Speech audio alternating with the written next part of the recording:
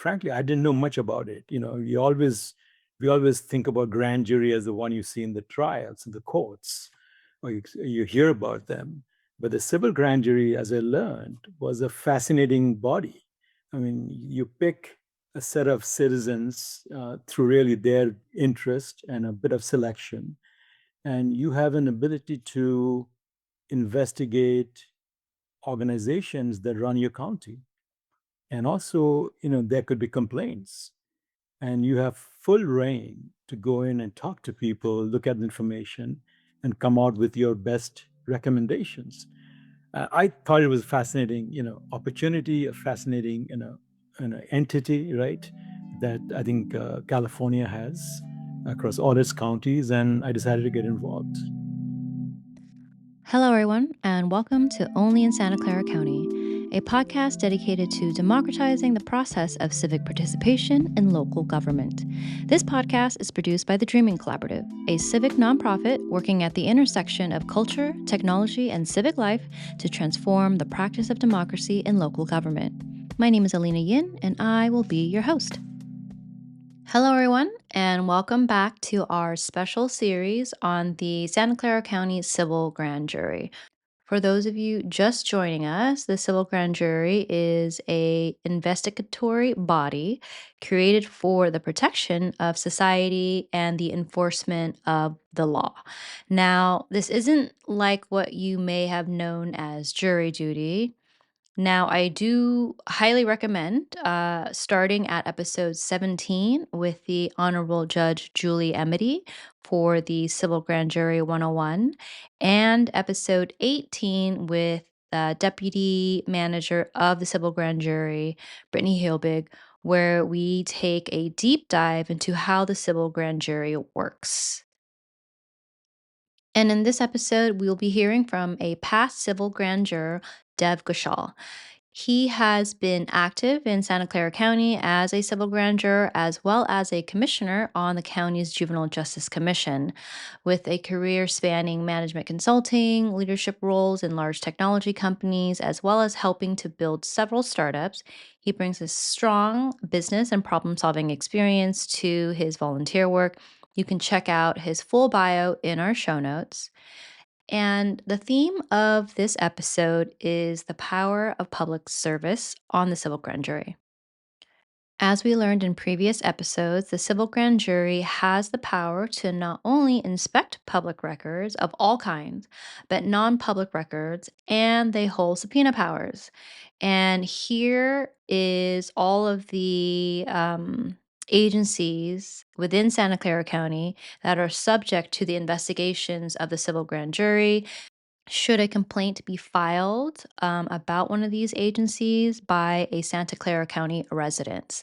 So the civil grand jury can investigate all County of Santa Clara government operations, all law enforcement agencies in Santa Clara County, all school districts, all school boards, all 15 cities in Santa Clara County and all of their government operations, and all 26 special districts in Santa Clara County. You can check our show notes to see how you would file a complaint if you have a complaint. The civil grand jury is a tool, it's a mechanism for government accountability.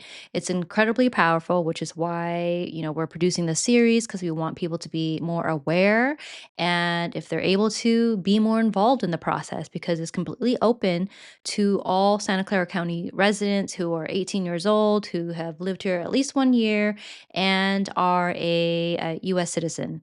There's other parameters. And again, you can check the show notes to see the parameters and qualifications and the recruitment process, which is open right now. And the application is due March 27th of 2026. If you're going to be listening to this into the future, the county usually does their recruiting in the wintertime.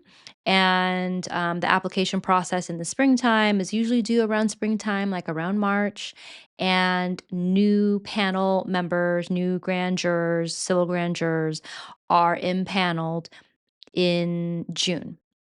Also, in the show notes, you can actually check out past reports by the civil grand jury to give you a better idea of the type of investigations that they have taken on and the type of complaints that they deal with. And now, without further ado, on to our interview with past civil grand juror Dev Ghoshal.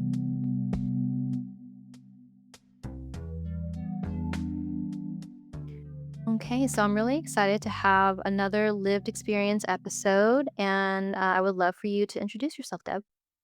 Yes, thanks, Alina.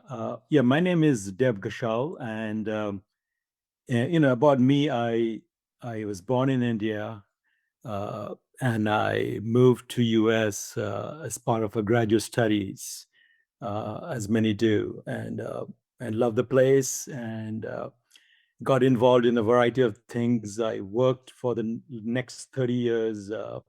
Predominantly in US, though I spent a lot of time in Europe, spent some time in South Africa, which was an interesting story.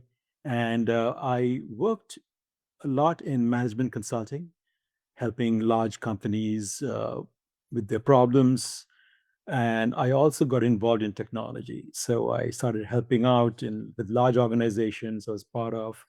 And then I moved to the Valley, Silicon Valley, about maybe 15, 20 years back.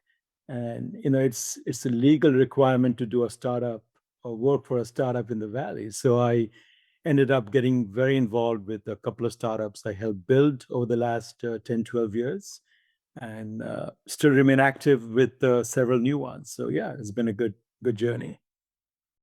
That's amazing. So you obviously do a lot, and you're right. It is kind of like a requirement if you're going to be in the valley to have some sort of startup experience at some point in your life, whether at the company or serving on an advisory board. So I'm curious, what made you decide to join the civil grand jury? So, I've always been fascinated in US how much people get involved with the community, in school level, some college level, scouting, right?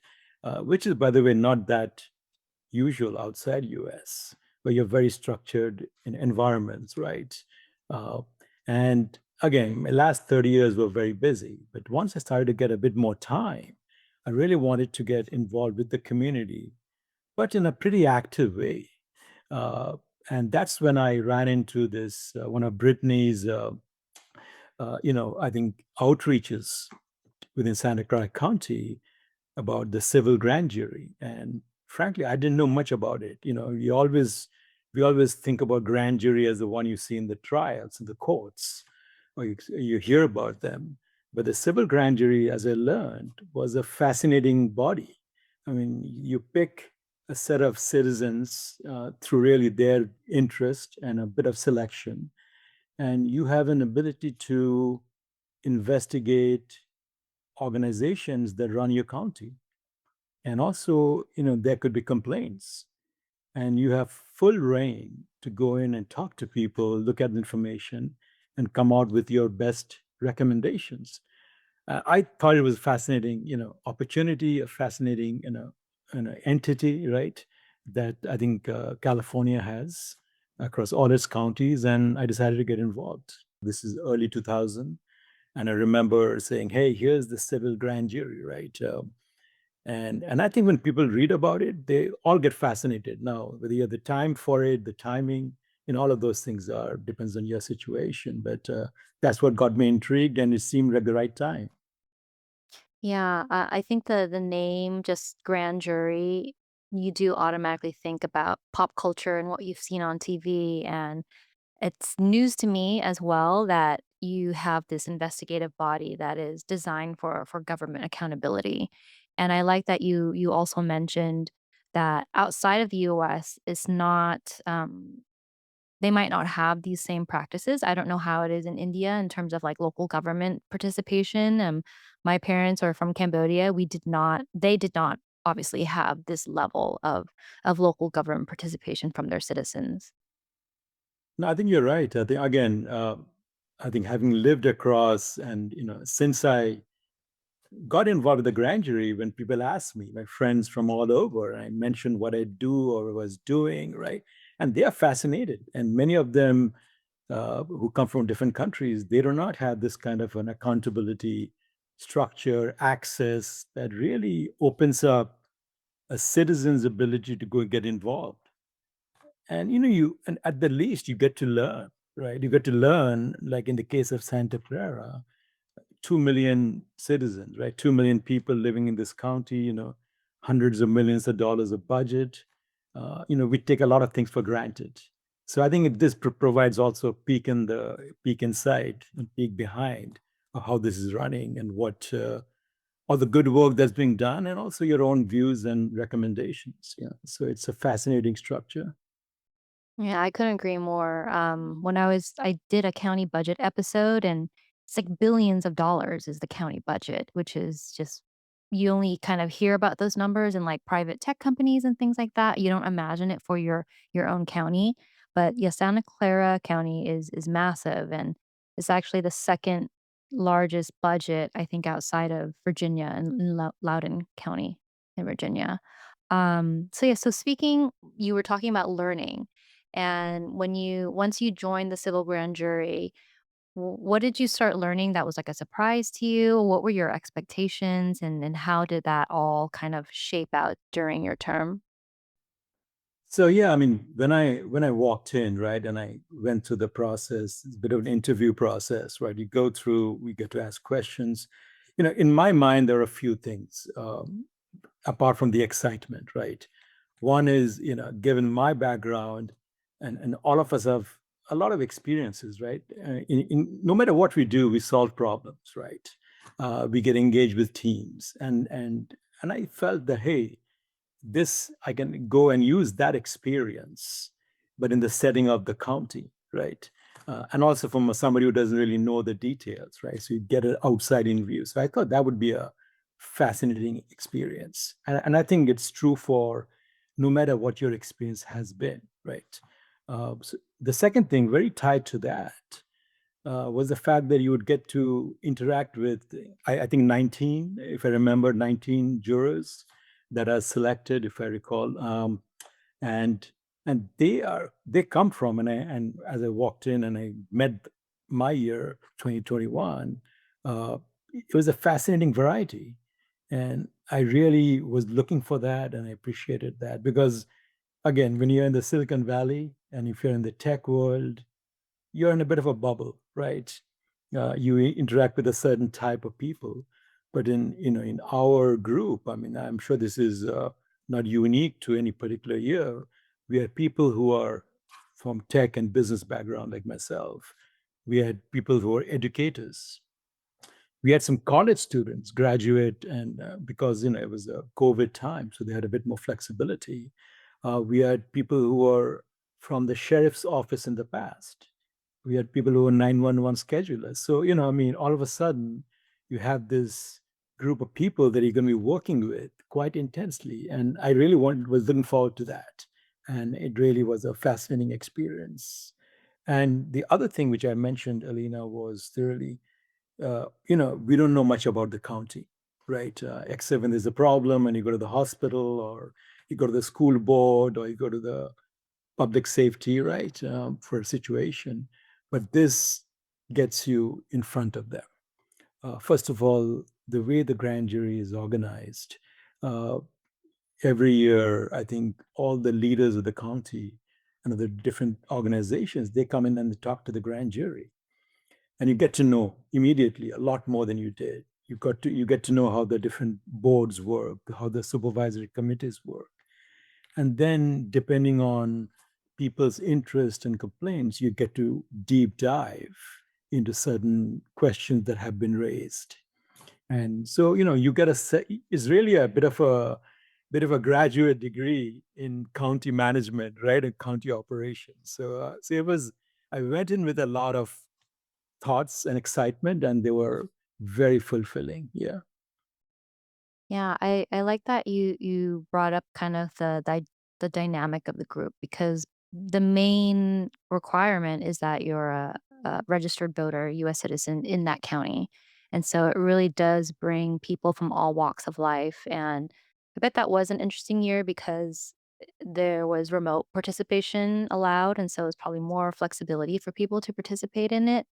And I can't really think of any other type of um, I think community service that brings like people from all different backgrounds together to actually study their government, but also, hold them accountable and make sure that our tax dollars and everything like that is being spent wisely and according to the will of the voters. And so I always find that work interesting, and that's why I have the podcast and I'm always talking to people. Um, so on that note as well, I'm interested to know kind of what other avenues, like what was your experience after that? Because you went into other volunteer positions within the court, as I understand. And so, what was your kind of like takeaway after your experience in the civil grand jury? Yeah, I mean that's a good question because I mean that was my first exposure, right? And again, it's an intense exposure because over that 1 year, there's these dozens of us, right? And you're looking into a variety of 7, 8, 9 different problems. You're engaging, and the other interesting thing, which I would just mention, is that everybody has a single vote, and that brings a certain amount of dynamics, a bit of confusion perhaps. Is not top down, even though you do have a chair and a vice chair or an interim chair sort of model. But it's at the end, you're all, you everybody talks about the things, and you get to vote, and then the majority is the direction you go, both in selecting and in providing and making recommendations. So you get to work in this environment, and that was my first exposure. I loved it, right? So you get a bit of the bug, right? And you want to help out, and you also realize that there's a lot of very good people in the county who are working very hard, within the structure. And so if you have the time, which I did, so one of the things that I think I got introduced to via Brittany was to the Juvenile Justice Commission, and that again is a voluntary body where you're selected. There's differences. Grand jury is typically for 1 year, though you can extend for a second year. Whereas the Juvenile Justice Commission, you are selected for 4 years for terms, and then you can continue on.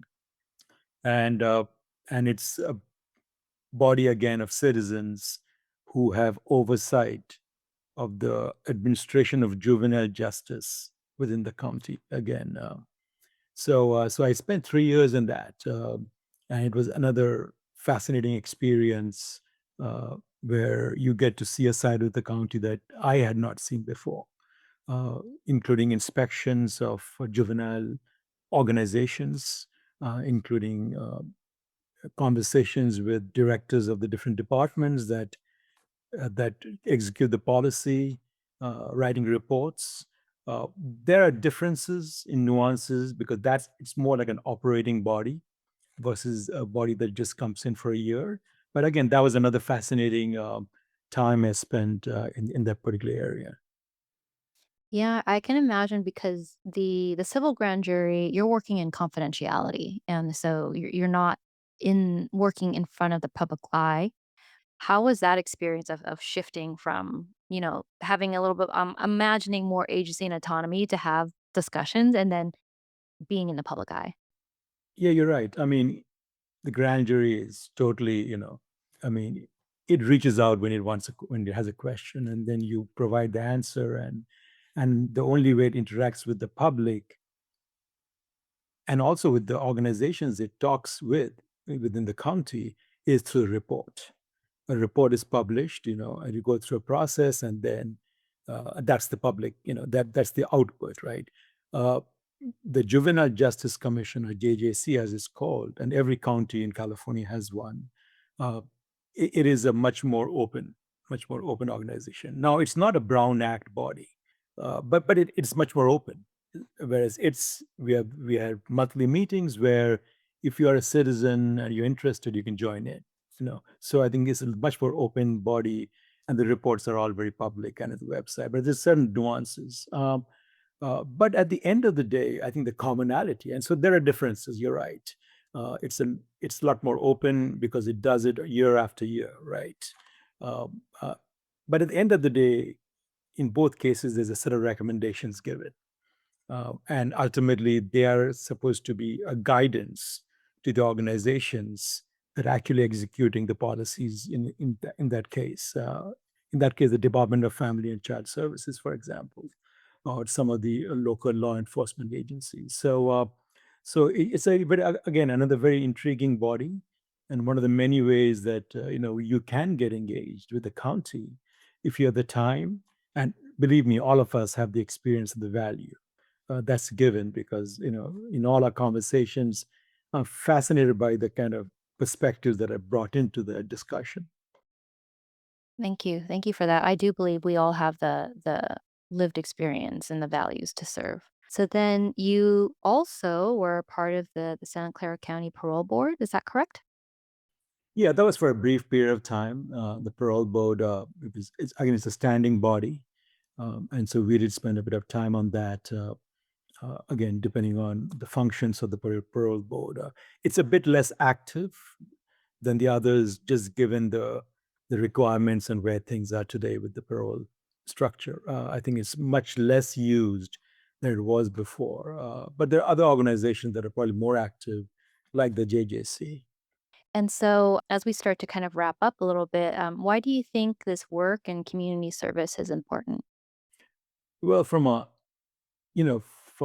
selfish point of view, I think it is useful to know your county, and and I truly believe that we learn a lot of things in our work life, right? And no matter what you're doing, but you build a certain set of skills about how to work in a problem, how to work with as a team, and if you bring that to a new set of problems, a new set of challenges that you have not, I think it's fascinating.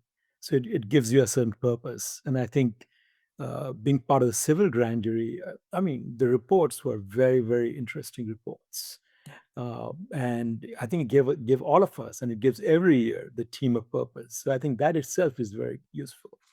Plus, you got bragging rights, right? You can tell all your friends, not the details, which they can read up, but you get, and they're like, you'll be amazed in the parties how much people get excited to hear about this because, Elena, as you said, many people are not aware that they can get engaged in this matter.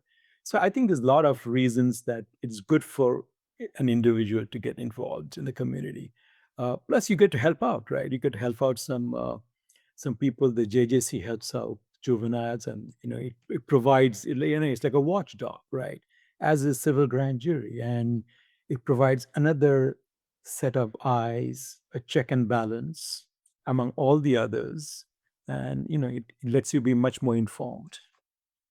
Thank you for that. I really appreciate, the skill set, kind of relating of all the things that we learn at work is applicable in some way, shape, or form to government because they also have to work in the same teams and they have like a boss and a boss and things like that. And so I'm always trying to get people to understand it's like you have the skills. You may not realize it, but you have the skills to do this work as well. So what would you say to the types of folks that I think, would thrive in this kind of environment? Like who should join?